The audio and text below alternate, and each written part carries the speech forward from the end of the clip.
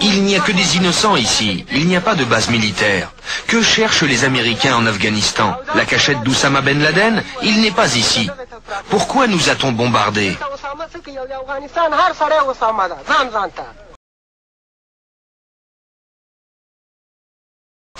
Environ 200 personnes ici sont mortes. L'Amérique nous demande de livrer Ben Laden, mais vous savez, en Afghanistan, nous sommes tous Oussama Ben Laden. Les pillages se multiplient comme dans ce dépôt de farine et de sucre. Il faut les empêcher de prendre la nourriture.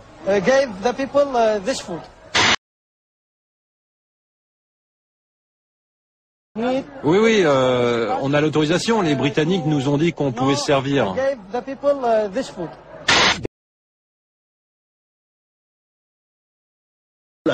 Aujourd'hui, pour séduire les jeunes, l'armée a une nouvelle arme de propagande, un jeu vidéo. Le joueur se glisse dans la peau virtuelle d'un soldat américain.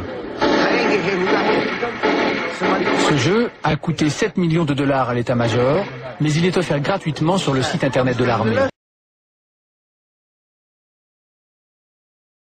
J'ai envie de jouer quand je regarde le journal de TF1 le soir et que je vois la guerre. Je vois la guerre en Irak. Et sincèrement, j'aime beaucoup les États-Unis, j'ai très envie de les aider quand je les vois comme ça.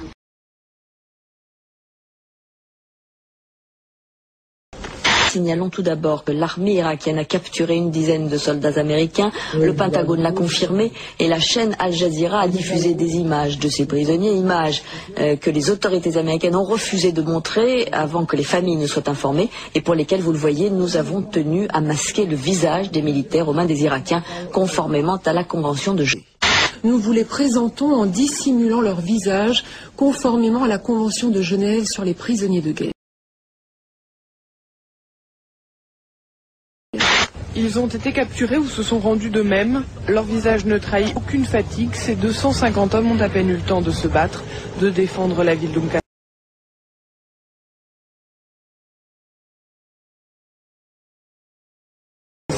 Nous venons de recevoir les images de cette première attaque terroriste contre les forces américaines au Koweït. Une attaque à la grenade lancée, je vous le rappelle, sur une tente. Le suspect de confession arabe a été arrêté. Il a finalement avoué. Un suspect est arrêté. C'est un soldat américain, membre de la division. Donc un soldat américain de confession musulmane et non pas de confession arabe, comme je l'ai dit par erreur.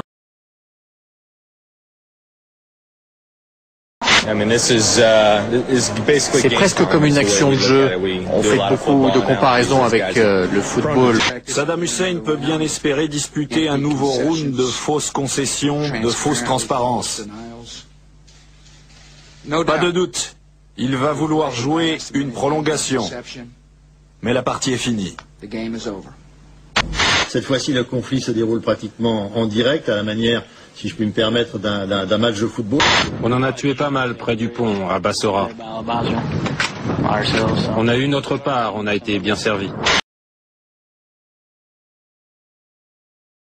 Merci Bill. Laissons les Français siroter leur vin pendant qu'on fait le boulot de nettoyage. Après ça, il ne faut pas qu'ils se demandent pourquoi on les déteste autant. Le Daily Mail, lui, traite Jacques Chirac de Pimp of Paris, le maquereau de Paris. Les Français ont perdu la Deuxième Guerre mondiale en à peu près 20 minutes. Si les Américains ont le droit d'être contre la guerre en Irak, pas les Français. C'est à nous qu'ils doivent cette indépendance avec laquelle ils nous narguent à l'ONU. Les Français sont, 53% avec nous, c'est bon, mais 33% avec l'Irak. Mais c'est incompréhensible, c'est terrible. Si on peut faire ne serait-ce qu'une toute petite chose, une chose spéciale, comme ne pas acheter du vin français ou allemand, parce qu'ils ne nous soutiennent pas, si on peut faire ça, ce serait une manière de dire à nos gars, on est derrière vous à 100%.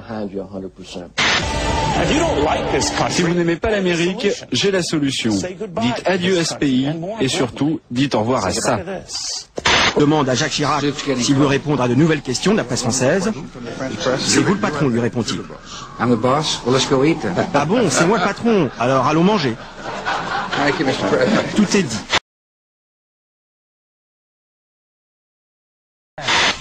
La guerre sans images, a-t-on dit, pour parler des frappes américaines en Afghanistan. Pourtant, mercredi, dans son journal de la nuit, France 2 nous montre enfin à quoi ressemblent les combats. Voici les premières images de combat entre l'Alliance du Nord et les talibans sur le front nord-est de l'Afghanistan. Jeudi, la plupart des chaînes emboîtent le pas et toutes sont d'accord, ce sont les premières images du front. Des accrochages assez violents se seraient déroulés autour de Kunduz, qui est une ville qui n'est pas très loin de l'endroit où nous nous trouvons. Pendant ce temps, les combats continuent entre talibans et opposition afghane. Dans ce journal, nous verrons aussi ces premières images de combat au sol entre les talibans et l'Alliance du Nord. Premières images d'une offensive de l'Alliance du Nord. Ces scènes de combat, filmées hier par une télévision libanaise, sont les premières images des affrontements qui opposent l'opposition afghane aux talibans. Seulement voilà, ces images n'ont pas été tournées cette semaine. L'équipe du zapping de Canal+ constate qu'elles sont en fait issues d'un documentaire diffusé sur Arte en août 2000. Pour preuve, ces images où il évite de justesse les trajectoires meurtrières de 2 roquettes antipersonnelles.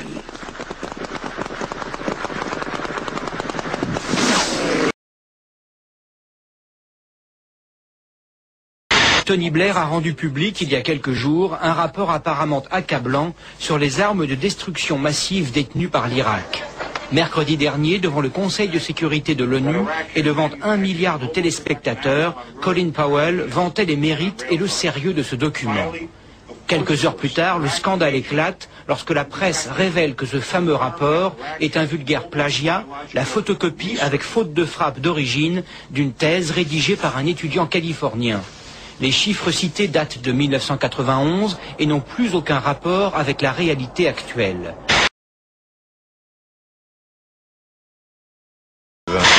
Je suis stupéfait à quel point on ne comprend pas notre pays, tous ces gens-là qui nous détestent.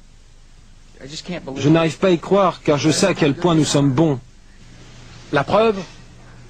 Je demande à chaque enfant vivant aux États-Unis de gagner et de donner $1 qui sera utilisé pour nourrir et soigner les enfants d'Afghanistan. Et puis les largages de rations alimentaires continuent parallèlement. Le 1 000e paquet avec crackers au beurre de cacahuètes et garantie sans porc ni bœuf a été lâché. Vous voyez, un cérémonial était organisé pour l'occasion sur une base américaine en Allemagne. Seulement voilà, les stratèges américains viennent de se rendre compte que les rations alimentaires larguées et les mini-munitions contenues dans les bombes à fragmentation sont de la même couleur, le jaune. Environ 10% d'entre elles touchent le sol sans exploser, présentant comme les mines un danger pour les populations civiles. Hier soir, le chef d'état-major interarmé a jugé, je cite, « malheureux que ces bombes soient de la même couleur que les paquets alimentaires ». Du coup, pour tenter de clarifier les choses, les Américains ont décidé de larguer des tracts expliquant pourquoi il ne faut pas toucher les uns et pourquoi on peut s'approcher des autres.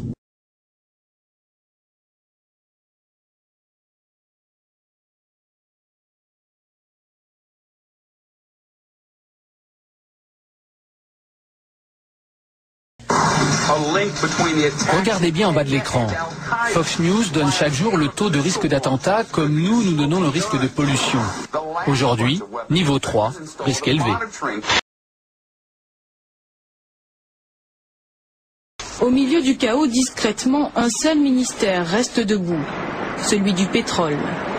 Depuis la chute de Bagdad, c'est le seul bâtiment public à être protégé par une armada de chars américains. Les États-Unis qui préparent déjà la reconstruction, l'armée américaine a attribué un contrat très important au groupe Halliburton, qui avait été dirigé par Dick Cheney, l'actuel vice-président.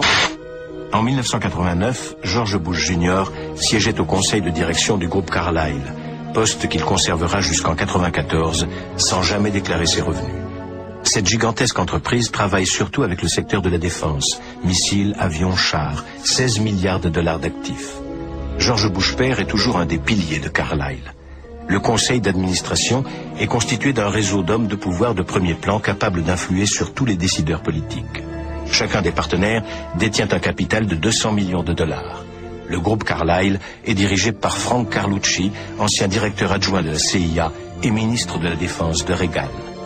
Au lendemain de son élection, George Bush Jr. signait avec le groupe Carlyle un contrat d'armement de 12 milliards de dollars portant sur un nouveau système d'artillerie contre l'avis de tous les experts du Pentagone qui le jugeaient totalement inadapté. L'attention, l'humanité avec lesquelles sont préparées les cibles militaires sont très importantes. Un hélicoptère Apache a ajusté son tir. La roquette est partie. Sa femme, ses fils, ses frères, sa mère, 15 corps aujourd'hui, sans vie, qui l'emmènent lui-même à la morgue. Saddam Hussein était là depuis 30 ans. Je suis là depuis 3 jours. 3 jours. Mais je vous le demande, combien de gens ont été tués dans cette guerre? Trop? Oui, trop. Et maintenant, on n'a plus rien. Il ne nous reste rien. Vous êtes libre.